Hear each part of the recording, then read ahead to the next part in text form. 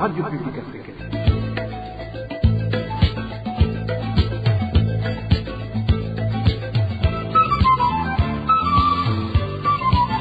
Radio Publique Africaine.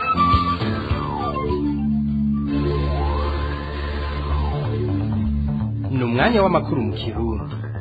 Mukaba muyashyikirizwa na Emmanuel Nyungeko.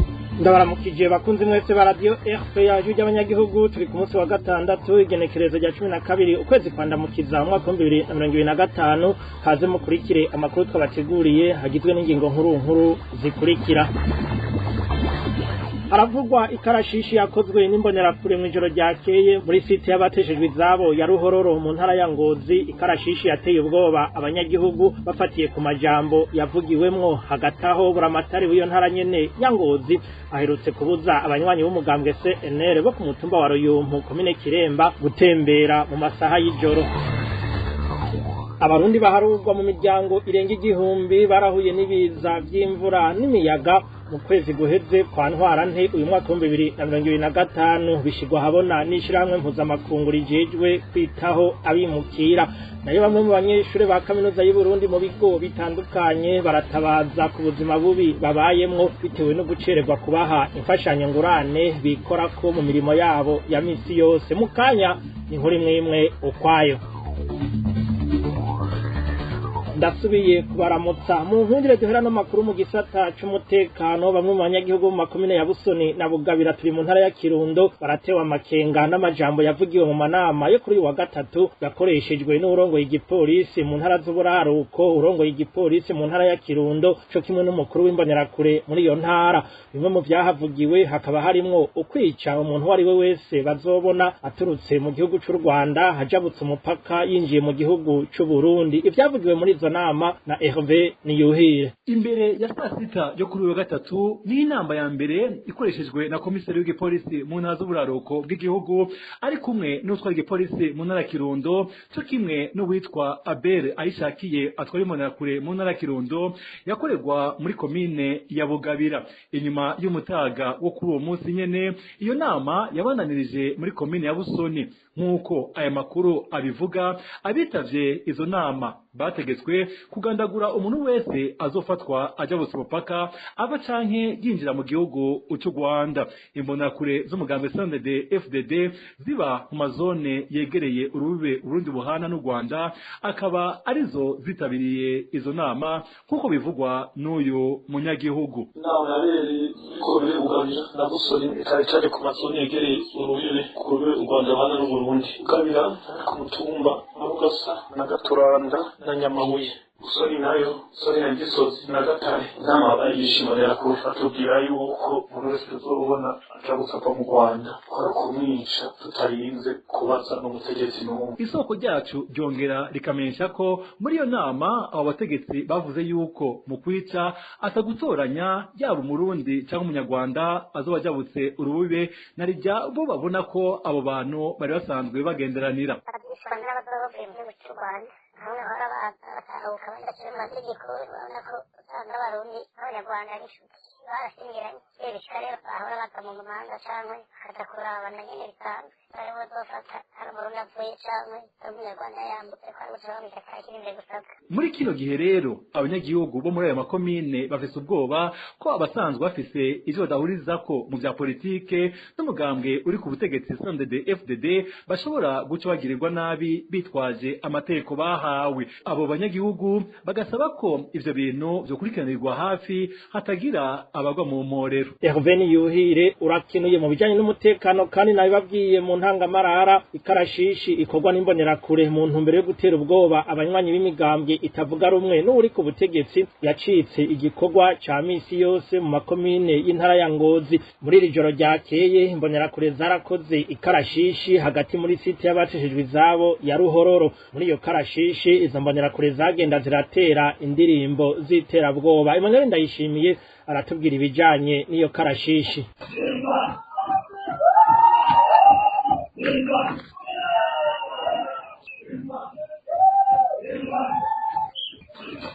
iryo ni ikarashishi ryaraye rikozwe n'imbonerakure muri iri joro ryakeye hagati muri site y'abateshejwe izabo ya Ruhororo muri komine Ruhororo mu ntara ya Ngozi. Ababa muri site y'abateshejwe izabo ya Ruhororo no mu micungararo yaho batekewe n'ubwoba kubera izo karashishi zikorwa amasaha y'ijoro. Karashishi n'icyo baririmba ko Nyombare yahemutse ko naramukaje gutera igihugu imbonerakure bazomumesa icyuma abatuye muri site n'impande zaho batoroherwa kuko bafise ubwoba baravye imisato yabo ndetse n'ubwicanyi bushobora kuvyuka kuko muvyo baririmba harimo ibidahumuriza. Izo mbonerakure nk'uko aya makuru abandanya bivuga zitwara bwa gisirikare ndetse zimwe muri zo zambara imyambaro ya gisirikare. Bakaba bitwara gisirikare kuko muri bo harimo abambaye amabutini n'abambaye imyambaro ya gisirikare amapataro n'ibindi. Tugasaba ubutegetsi bukahagarika imwe n'iyo myifato y'imigambwe cyane cyane umugambwe uri ku butegetsi. Haraciye amezi 3 gusa izo mbonerakure zikoze ikarashishi ku mugwa mukuru w'intara ya Ngozi aho zagenda ziraririmba indirimbo zitera ubwoba abatavuga rumwe n'ubutegetsi. Ico gihe Leonidas Ndaruzaniye buramatari w'intara ya Ngozi yari yahakanye ko atakarashishi ryahabaye ariko ko agiye kubaza ivyarizo. Tukiraho mu ntara ya Ngozi nyene abanywanyi b'umugambwe CNL bo ku mutumba wa Ruyumpu komine Kiremba bayoboka umushinga amateka agatorwasa ntibemerewe gutembera inyuma y'isaha imwe y'ijoro. Ni ingingo iheruka gufatwa na buramatari w'iyo ntara nyuma y'imishamirano yabaye hagati y'imbonerakure n'abanywanyi b'umugambwe CNL kuri uyo mutumba. Remindera Gakura aratubwira ivy'iyo ngingo n'icatumye ifatwa. Inyuma y'ituka kibi hagati y'abanywanyi b'umugambwe CNL bayoboka agatorwasa n'imbonerakure bose bo ku mutumba wa Ruyumpu, buramatari w'intara ya Ngozi yarishikiye kuri uwo musozi aho yaragiye gusukamwo mabisi kuri uyu wa kane. Abo banywanyi b'umugambwe CNL bakavuga ko batangajwe n'ingingo yahavuye abafatiye ibabuza gutembera inyuma y'isaha imwe z'ijoro. Buramatari yanavuze yuko kutamuntu w'umusenyeri w'umutorwasa yemerewe kuba gitembera nyuma y'isaha imwe y'ijoro. Aho mukumva yuko yari yabatanze ku mbonerakure bagiye kubona iyi mbwa yaboneye ku mugezi.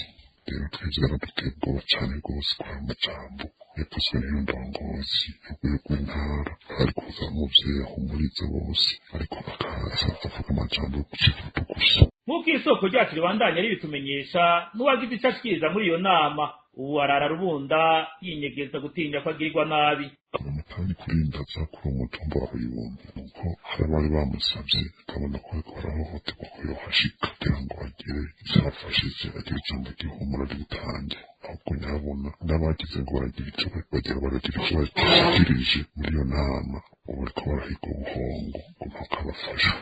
Abanywanyi bagasaba indongozi ku rwego rw'igihugu kubahumuriza kuko umutekano wabo utizewe. Mu ruganda rwa RPA iturashobora kuronka Leonidas Ndaruzaniye arongoye intara ya Ngozi kugira agire ico ashikiriza kuri ivyo yagirizwa n'abarongoye. Arakoze na Remi Nderagakura. Hanyuma y'akaruhuko gato turabanaye n'amakuru mu Kirundi twabateguriye. RPA mu gisata ca politike guhera ku igenekerezo rya 5 kwezi kwa Rusama kuri imbere gushika ku wandwi uko kwezi nyene niho hazotangwa amakarata azokoreshwa mu matora yemirije. Byashikirijwe na Prosper Ntahogwamiye arongoye umugwi w'igihugu ujejwe gutegura amatora seni hari mu nama yatunganijwe kuri uyu wa 11 Ndamukiza kuberwa bose n'amatora aho yanamenyesheje kandi ko umugambwe wose canke amashirahamwe bemerewe indorerezi zibiri. Dinye Karondo aragaruka kuri bimwe mu vyavugiwe muri iyo nama. Inyuma y'iminsi mike umugwi wigenga ujejwe gutegura amatora seni usohoye ikirangamisi c'abatora igiti kiricayandikishije kuzotora n'iciribanza amatora azoberamwo. Prosper Ntahogwamiye arongoye umugwi seni yaramenyesha amatariki azotangirwa ko amakarata y'itora. Kuva ku igenekerezo rya 5 gushika ku ryandwi Rusama uyu mwaka hazotangwa amakarata y'amatora ku bene gihugu bose biyandikishije ngo bazotore. Tuboneyo akaryo ko kubasaba ngo bazoje kuzitora muri ico kiringo kandi bazozibika data kuko nizo bazokoresha mu matora yose ategekanijwe. Prosper Ntahogwamiye yashikirije kandi ibisabwa kugira umuntu yemerewe kuba indorerezi mu matora agiye kuba azotangura kwa 5 ruheshi uyu mwaka. Imusha kubipfuza kurorera amatora azoba ku igenekerezo rya 5 ruheshi uyu mwaka w'2025 zizotangura gutunganywa ku igenekerezo rya 21 Ndamukiza risozegwe ku igenekerezo rya 16 Rusama uyu mwaka. kwiyamamaza kwa zohiganwa izugururwa icese n'umukuru w'igihugu kuwa 9 Rusama ku mugwa mukuru wa politike Igitega. Hanyuma kwiyamamaza kuri bose bice bitangura kwa 13 Rusama gushika kwa 2 Ruheshi. Muyavugwa mu by'imibano na vyene mwavyumvise mu ncamake imiryango irenga igihumbi mu Burundi yarakozwe ko n'imvura ivanze n'umuyaga yaguye mu mpera z'ukwezi guheze kwa ntwarante uyu mwaka wa 2025. Ivyo bishikirizwa n'ishirahamwe mpuzamakungu OIM ryitaho abimukira.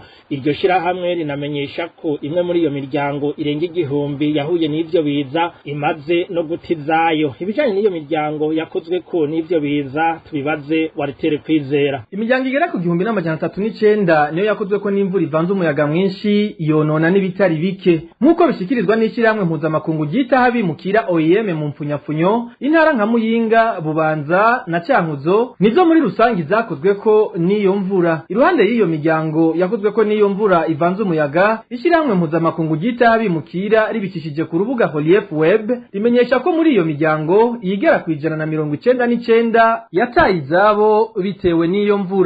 Abakenyezi bagera ku 711 nibo bakozwe ko n'ivyo biza, nayo abagera ku 114 baratizabo. Ni mu gihe ku ruhande rw'abagabo abagera ku 595 aribo bakozwe ko n'ico kibazo nyene cibiza, hama bagera kuri 85 nabo baratizabo. Hamwe n'ivyo byose rero ishyirahamwe OIM rivuga ko imwe muri iyo miryango ikeneye gufashwa vyihuta na rigitagiraho ikika umusaya. Aha rigatanga akarorero nko mu makomine ya Gashoho mu ntara ya Muyinga na cyane ku mutumba wa Kinyami, komine Gihanga mu ntara ya Bubanza na cyane ku mitumba ya Gihungwe na Rumotomoto, cyo kimwe no muri komine Mishiha mu ntara ya Cankuzo, aho OIM ivuga ko umutumba wa Mugera ari wo wakozwe ko cyane n'ivyo biza vy'imvura yari ivanze umuyaga mwinshi. Aho hose rero OIM rikavuga ko iyo miryango ikeneye ubufasha bwihuta kugira ishobore kugarukirwa ko, kuko uretse ko iyo miryango atakizokura no mu mirima yayo n'amazu yayo menshi muri kino gihe yarahitanywe n'ivyo biza.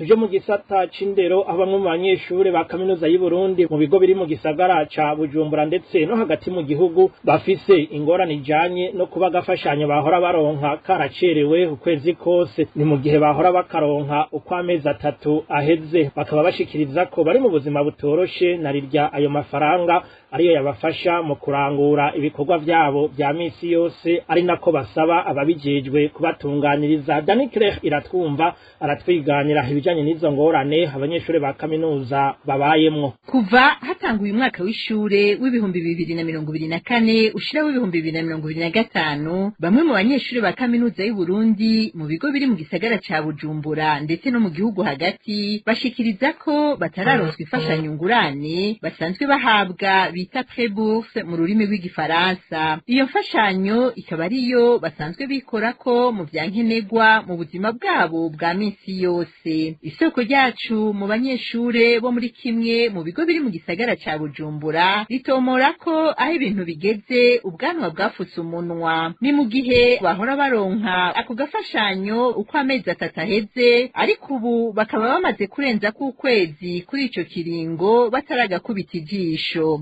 Sanze nimerewe hano mu gihugu cya Burundi apreburu kamushahirwa nyine mu buzima kandi yose ugize umunyeshuri wo muri kaminuza y'Uburundi. Ariko rero uno mwaka hoho vyabaye kandi yarahinga, kuko ni ukumenyesha yuko kuva mu ntango za Novembre ntibishobora kuza bintu agapreburu irya mbere bibaye muri kaminuza y'Uburundi, aho twinde dushika mu kwezi kwa kane tukabajejwe agapreburu tukibaza tuti none ivyo ni iki?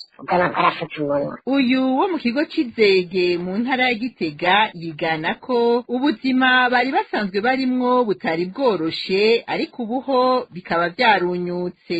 Ivyo rero biteza risondera ikiribe ku buzima bwari busanzwe bugoye, gapreburu siko kaza nyene kanusahiriza akabura ibintu bica biyangara. Amadini tuba twaratoye ibintu vyerekeye vya nkenerwa, ibifungurwa, ibiki banye n'izo batakutwishuza, ni kuvuga ibintu nyene biragoye cyane. Abo banyeshure ba kaminuza y'u Burundi basaba ababijejwe ubuyobozi bwa kaminuza y'u Burundi na cane abo mu gisata kijejwe ivy'ingurane Bureau de Bourse d'études et Stages kubatunganiriza. Kuri ivyo mu ruganda rwa RPA ntitwashoboye kuronka Audace Manirambona arongoye kaminuza y'u Burundi kugira twumve ico abivugako. Dani Claire iratwumva ukurwanya ubukene mu miryango no kwisunga imishahara itangwa mu bindi bihugu vyo mu karere ni bimwe mu byo leta yo kwitaho kugira ngo ingorane zijanye n'ikena ry'abigisha hamwe n'abana baheba ishure bitorega umuti. Uko niko bibonwa n'umukuru w'ikigo kijejwe gutsimbataza indero no guteza imbere ugwaruka CREDEJ mu majambo avunaguye y'ikinyamazuru